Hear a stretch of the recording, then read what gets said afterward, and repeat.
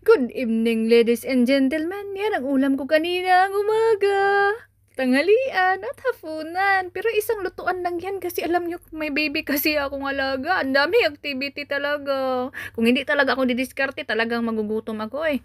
Pero yan, diskarte lang.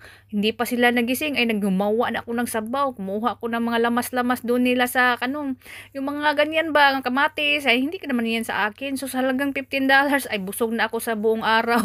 Ganyan lang diskarte mga day, uy.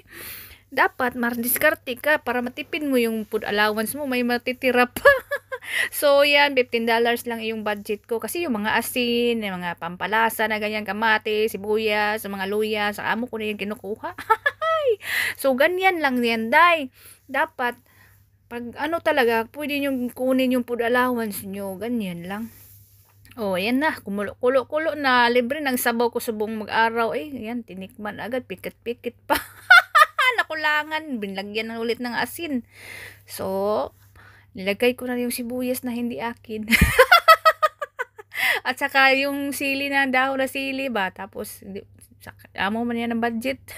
Yan, ready to eat na mga day, kain tayo. Have a good night, everybody.